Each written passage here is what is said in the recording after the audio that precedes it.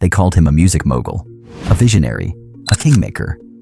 But now, Sean "Diddy" Combs is at the center of one of the most explosive trials in hip-hop history. Federal prosecutors say the glitz and glamour were just a mask. Behind the scenes, they claim, was a dark world of manipulation, violence, and secrets too disturbing to imagine. In a New York courtroom, the veil is finally lifting. From Molotov cocktails to shocking witness confessions, what's unfolding isn't just a legal battle. It's a reckoning decades in the making.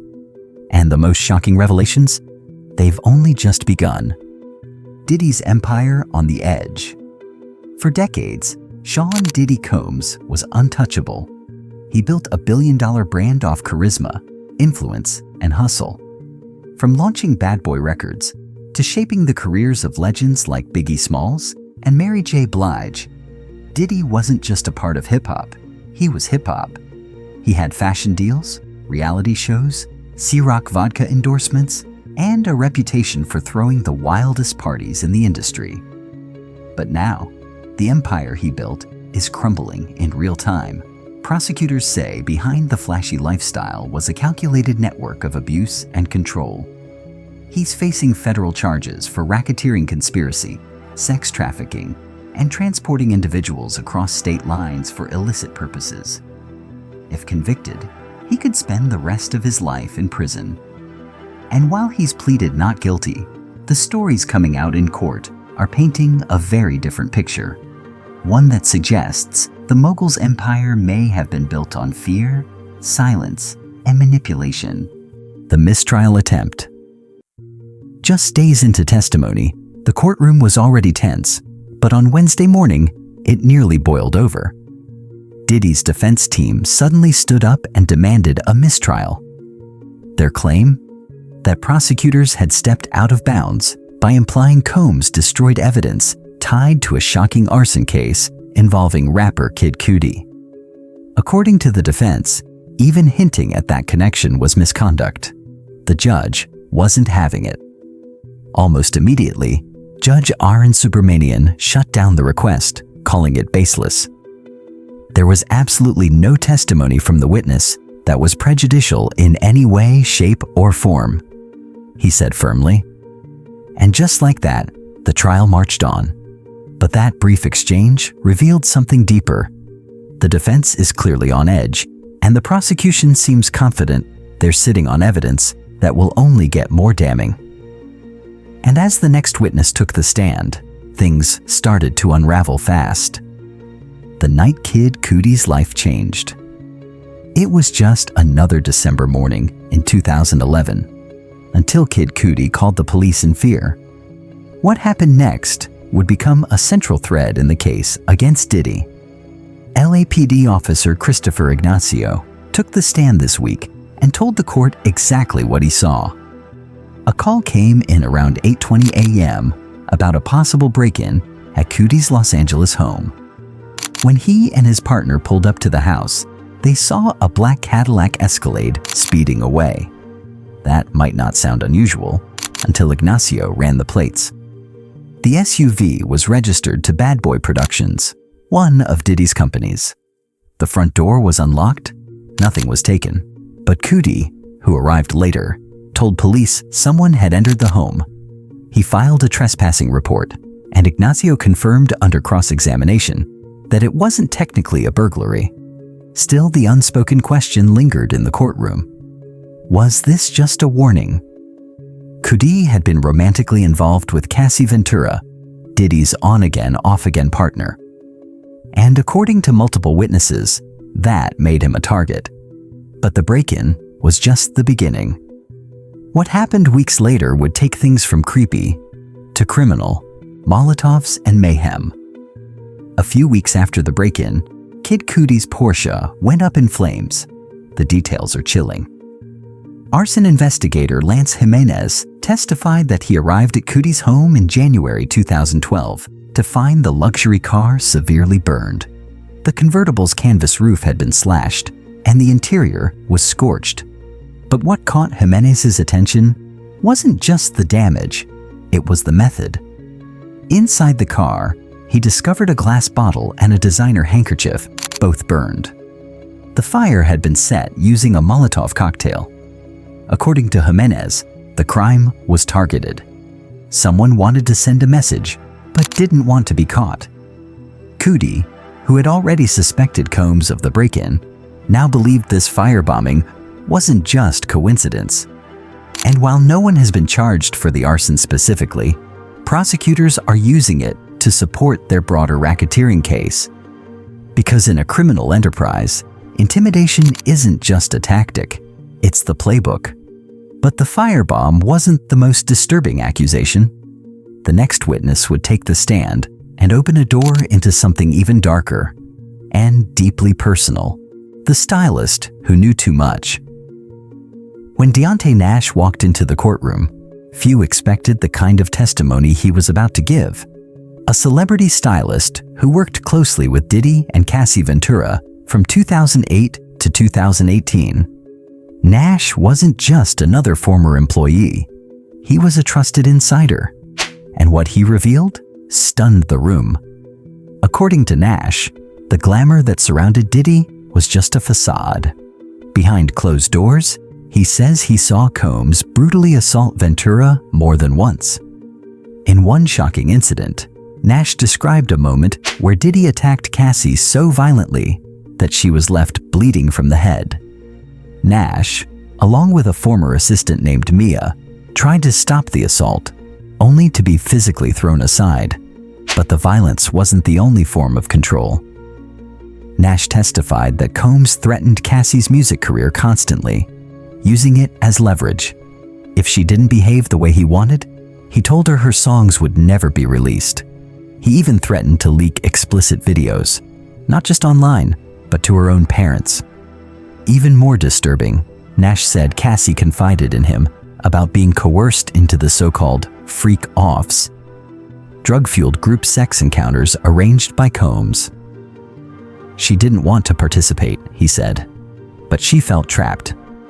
And yet, this was only one voice in a growing chorus. Because the next testimony would come from someone who claimed they were kidnapped and forced to take part in something far more terrifying. Kidnapped and silent, Capricorn. Clark speaks.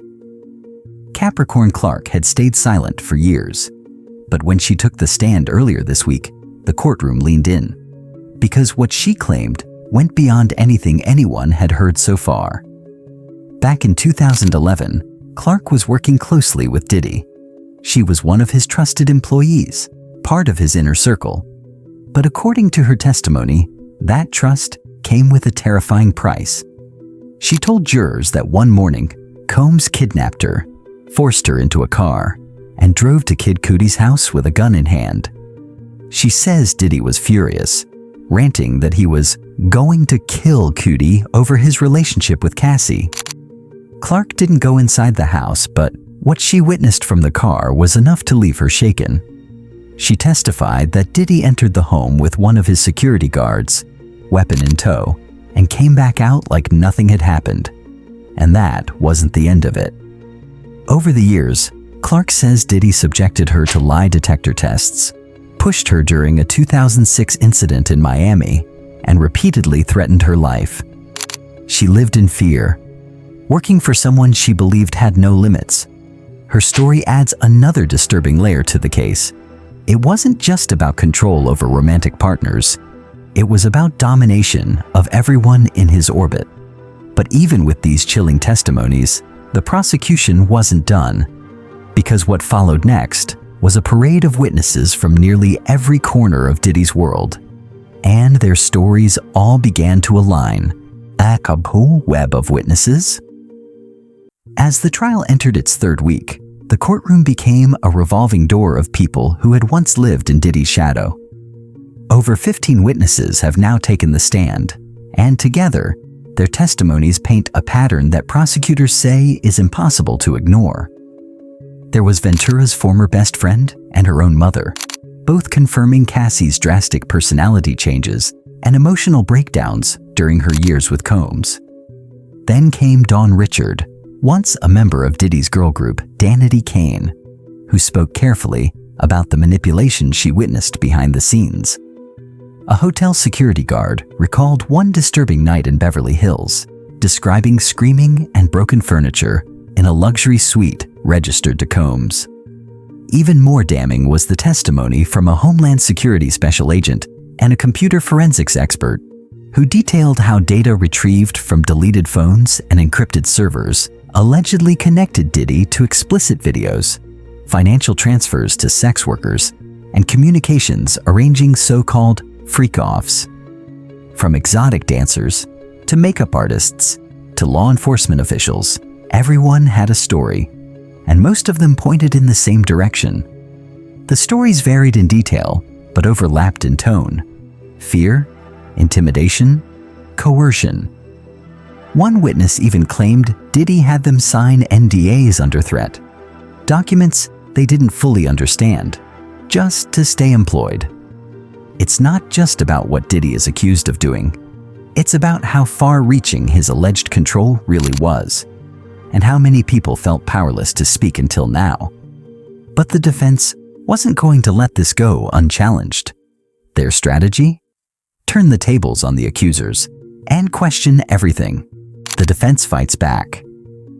Faced with a mountain of disturbing allegations, Diddy's legal team wasn't staying quiet.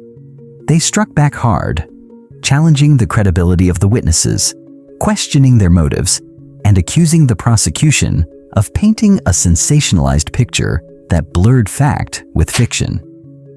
When Cassie testified about being forced into freak-offs, the defense countered by framing the events as part of a consensual swingers lifestyle.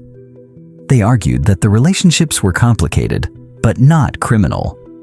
Her story, they claimed, had changed over the years, and they suggested her recent settlement with Combs may have influenced her testimony. They also pushed back against Deontay Nash, pointing out inconsistencies in his timeline and suggesting his loyalty to Cassie may have colored his view of events. Even Capricorn Clark, whose kidnapping claim rocked the courtroom, was grilled about why she waited over a decade to come forward. And then there was the mistrial motion.